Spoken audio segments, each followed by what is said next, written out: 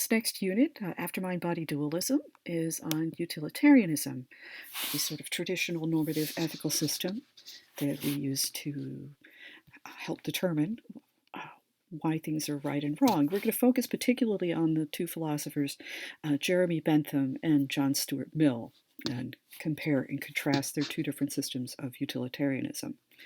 But the first thing we need to start with is kind of the beginning of this idea that happiness is the measure of what is best, what is good for an ethical system. Epicurus, 341 to 270 BCE, he lived, he wound up in Athens at some point, and he built a house. I believe it was right inside one of the gates into Athens, not terribly far from the Plato's Academy, which was active at that time. And Epicurus's place of philosophy was in his garden. Epicurus was what we call an atomist and a materialist, really. He believed that there was nothing supernatural going on in the world whatsoever. And as an atomist, he believed that everything in the entire universe was all made of particles of the same thing, fundamental particles that could not be broken down any further, sort of like little fundamental Legos. And human beings and vinyl blinds and armadillos were all made of the same thing. And there's nothing else. There's no supernatural, no anything else. So if the world is all that is the case, which is to say that there is nothing else, then there is what's the point of being perfectly virtuous, and so on and so forth. So the one thing that we can have for sure is pleasure in this life, as opposed to postponing gratification until the afterlife. As a consequence, he developed his ethical system around trying to be happy. We are trying to achieve a state of what's called ataraxia, pleasure and freedom from fear, which is where you're in a state that you're receptive to pleasures, but most importantly, you're free from fear. And the most important, your primary goal, your first goal, is to achieve a state of aponia, which is an absence of pain and fear. The belief in the supernatural in Epicurus's mind has created a lot of suffering, unnecessary suffering in this world. Epicurus believed that the gods do exist. However, the gods are so perfect and so powerful that they don't even notice that we're here. There's no reason to fear for them whatsoever. So all the time that people around him spent, fearing the wrath of the gods, is time that was wasted for the one time, for the time that we are guaranteed, which is our time on this earth. So his goal was to try and free people from superstition and fear from the supernatural. He also believed that when we die, there is only oblivion. So we'll look at Epicurus in more detail later. I want to look at Epicureanism and kind of compare and contrast it with Epictetus's Stoicism. One of the particular features of utilitarianism that I will expect you to know is that it is a consequentialist theory. Acts are correct if their results are correct. The intentions are pretty much irrelevant. The next system we're going to look at is a deontological system, which doesn't worry so much about the results, but we judge whether an action is moral based on its adherence to rules, particularly ideas of duty, and really focusing on the intent of the actor more so than the result of the action. So utilitarianism really comes out of, well, it came out of England, it came out of uh, Beccaria was in Italy. So, Western European kind of ideal.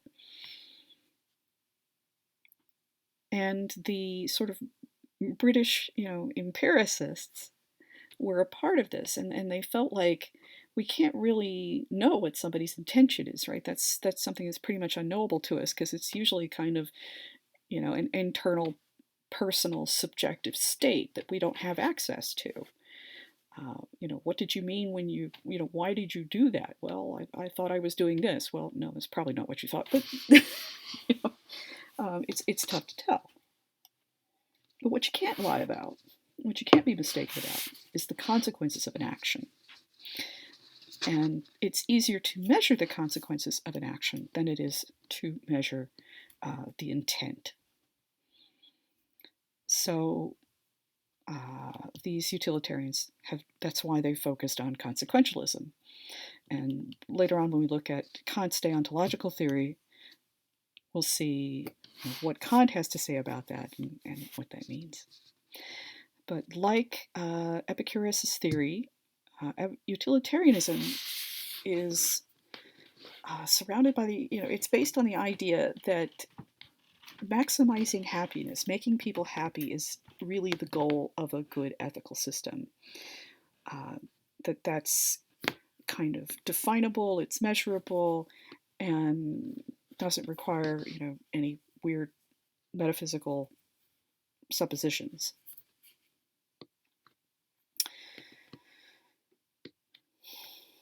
The guy who really systematized it is this guy right here. His name is Jeremy Bentham.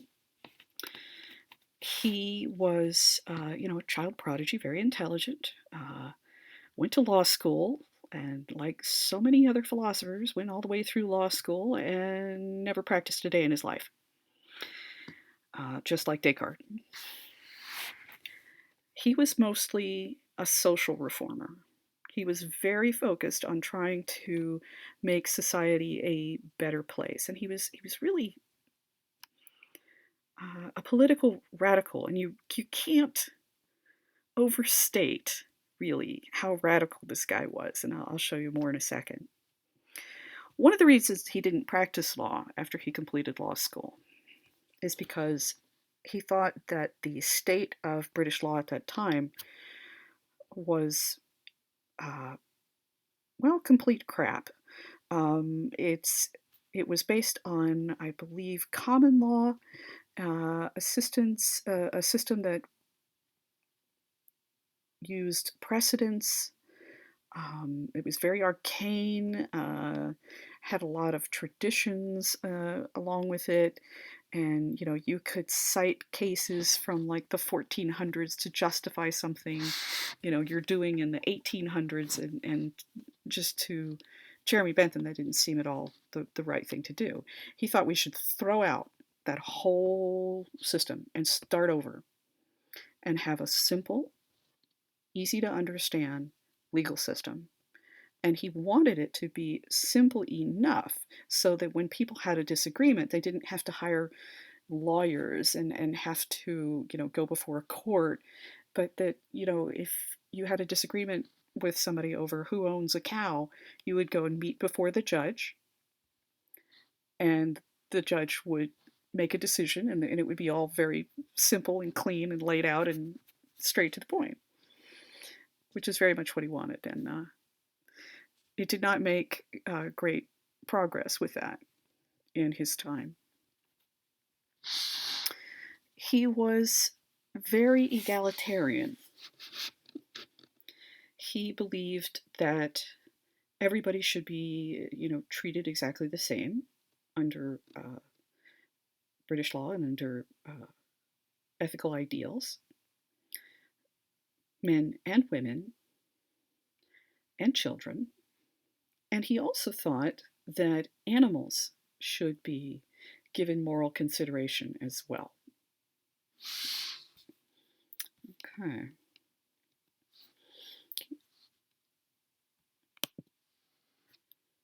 So, to give you an idea of how strange this guy really was, how really radical he was for his time and would still be radical today, this is, in fact, a picture of Jeremy Bentham now. Okay, not perfectly now because the little football thing in between his feet is his actual head, and it's been put away in a safe place, to protect it. The head that's on this particular figure is a wax head instead, because when they tried to preserve his actual head, they didn't do a really great job, and it looks more like a football. However, Jeremy Bentham's body is inside that suit. It is essentially, at this point, just his skeleton and some, hay filling out his little outfit there. There's a big piece of glass in front of this. He's sealed off in his cabinet here. This is at University of London. Is it King's College? No, it's University of London.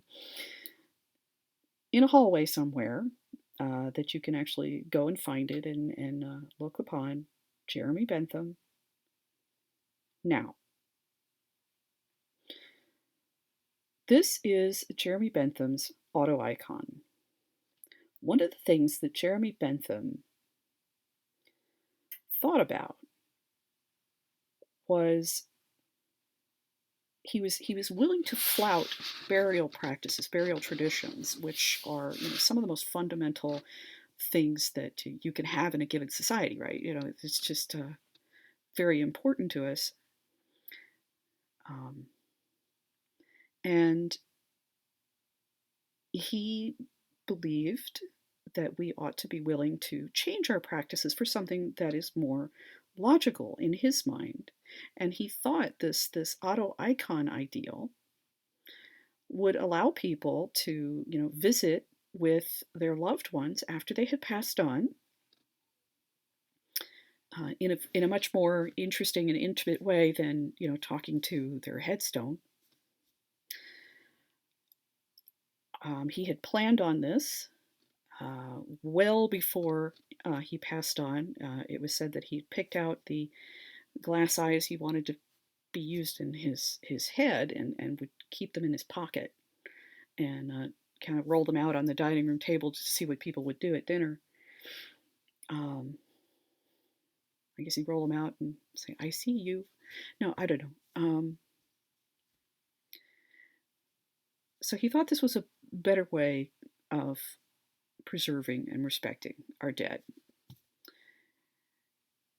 Also, at the same time, there was a kind of a serious issue with regard to medical schools gaining access to corpses in order to do their dissections. So there was a rampant practice of grave robbing, and the infamous characters of Burke and Hare, who actually got really, really fresh corpses by, just directly killing them, and bringing them around the back door to the medical schools and being bought off. So it's a really hard and unseemly kind of thing to be doing, but the medical schools felt it was essential, and it was really terrible for their reputation. And people were, very, very fearful at that time. There are cases where, people put iron cages and things over the graves of their loved ones so that grave robbers couldn't come back and take their body to be dissected. So Jeremy Bentham is, if not the first, then one of the first people to actually will his body to science. Upon his death, he asked for his friends, this was, part of his will, to dissect his body, and then they were going to put him in the auto icon. But that, prior to death, he was dedicating his body to medical science. And he was saying, look, if more people do this, we won't have this grave robbing issue, and it will raise the reputation of the medical schools, and it will probably become something honorable one day to do.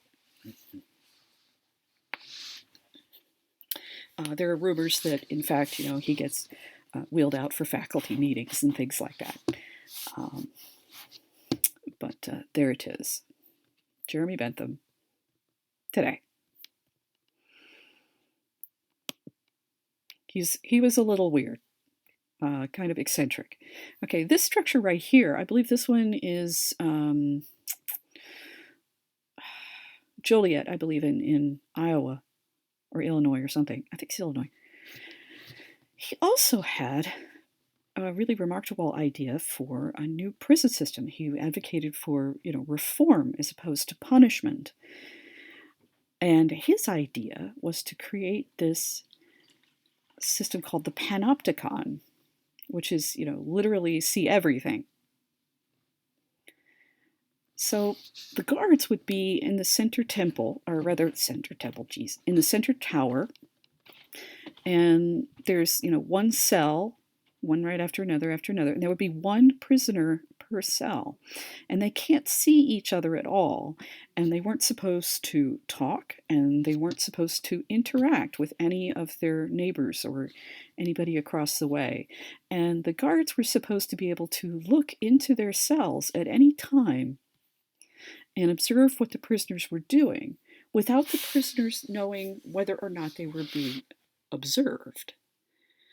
So the safe thing for the prisoners to do was to assume that they were being observed at all times, so they would have to learn some kind of self-restraint over their own behavior in order to protect themselves from the ire of the guards.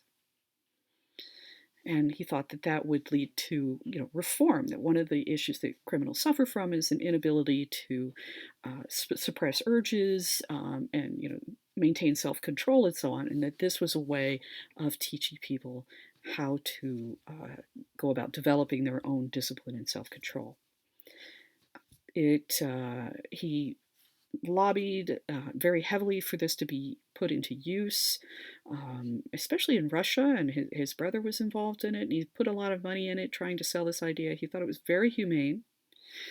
Tried to sell it to the Empress of Russia. And it was not, I think, until after he died that some people actually took it on as a reasonable structure for a prison system. In actual practice, it turns out not to be as nice, I suppose, as what Jeremy Bentham thought it would be. Because if the system works the way it's supposed to, where the prisoners cannot see each other in the next cell, and they can't communicate with each other, from one cell to the other, and they don't know when the guard is looking at them, so they really have no time in which they are alone in privacy or in peace. It's effectively a kind of solitary confinement, which is not at all good for the human psyche. So, though arguably, it was more humane than, say, the conditions of Newgate Prison, a hideous affair, it nevertheless was not as humane as Jeremy Bentham intended it to be.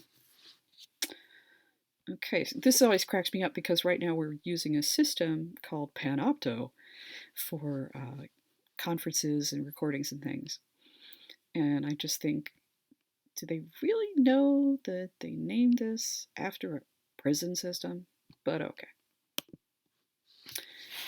So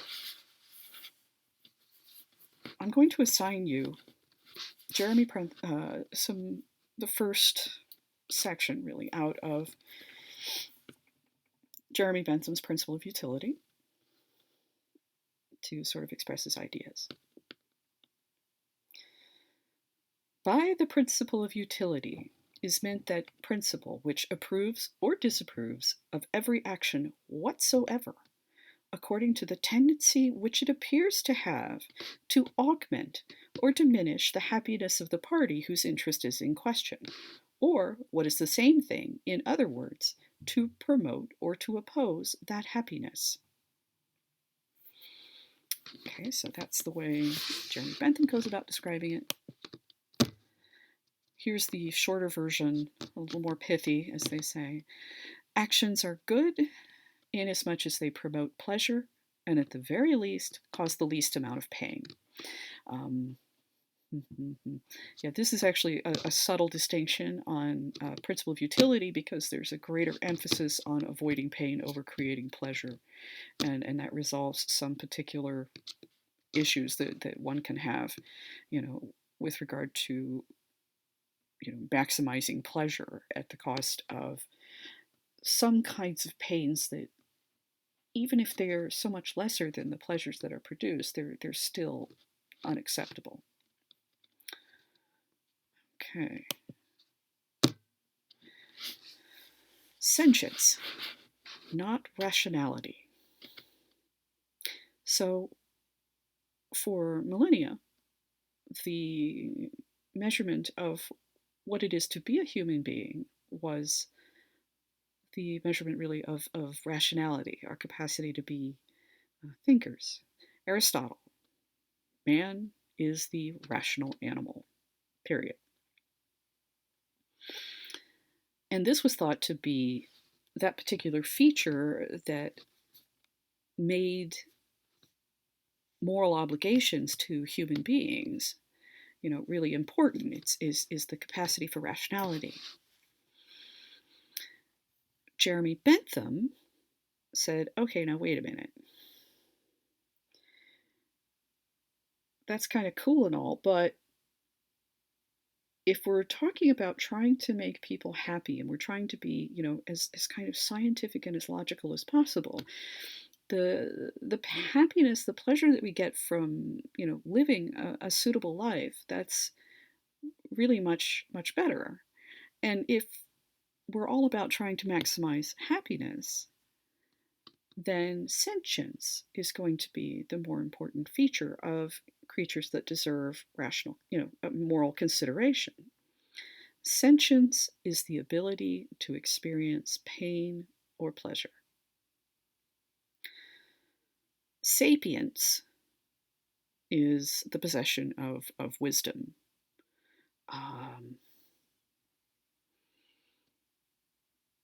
Intellectual consciousness, as we experience it, sapience sometimes suffices, but sentience is all about the senses and whether or not we can experience pain or pleasure. So it is the capacity to experience pain and pleasure that makes creatures subject to moral consideration, not if they're rational.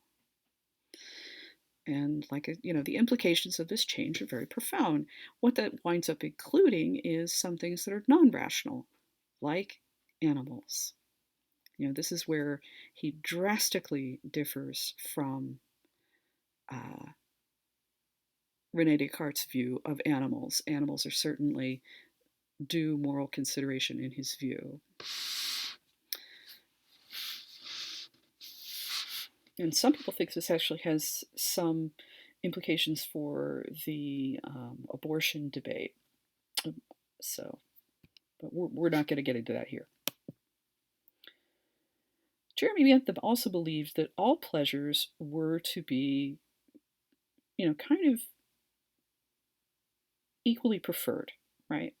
There's no pleasures that are like higher than other pleasures, or to be intrinsically preferred because they're more intellectual than other pleasures, but that all pleasures are more or less to have the same value. So this statement has been attributed to Jeremy Bentham, that pushpin is as good as poetry. I'm still not quite sure what the name of pushpin really was about. Apparently, you would sit down with somebody at a table and you would try to push your pin over their pin that they're pushing back at you, and whoever pushed the other person's pin over the first pin got to keep both pins. And people would go around with these tucked into their sleeve, so that they could play a game of pushpin at any time. But one thing is for sure is that it was not an intellectual game, and it really has no kind of higher intellectual value associated with it. It's just a very simple game, like, I suppose, tic-tac-toe, or throwing, flipping quarters or something, heads or tails, something like that. That really just doesn't have any intellectual value. And he's going to differ from John Stuart Mill in this way about this. John Stuart Mill believes that intellectual pleasures are to be intrinsically preferred, have higher weight and value that should be placed upon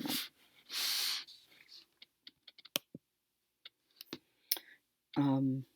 For later considerations having to do with the rule and act utilitarianism distinction, it's useful to point out that Jeremy Bentham intended for this to be used both for us to judge our own individual actions and the actions of groups at large, like governments. And Bentham really wanted to reorder all of society and the law according to the principle of utility. That stuff that makes more people happier is the better stuff, period. Or at least the less people sad. Okay. He does give us a measure for a way of comparing pains and pleasures. Pleasures and pains can be compared via intensity, duration, the certainty or uncertainty of a given act bringing about pleasure, their relative proximity, how close, or in terms of either distance or time, the fecundity of pleasure. Fecund is to be fertile. So to the extent to which the given pleasure in question or pain in question is more likely to lead to further pleasures or further pains. That's one of the things you have to weigh in the balance when considering what thing it is to do. Also, the purity of the pleasure or the pain, the extent to which it has some pain or pleasure associated with it, can also change whether or not one thing is thought to be better than another. So these are the kinds of measures he suggested that we use.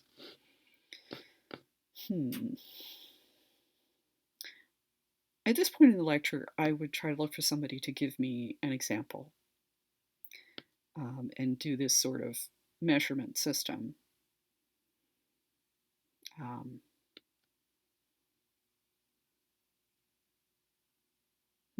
Thinking that might make a suitable quiz. Okay, because you get more time to do it, that you get a chance to think about some particular process and go through this reasoning idea. I think that's what I'm gonna do, actually.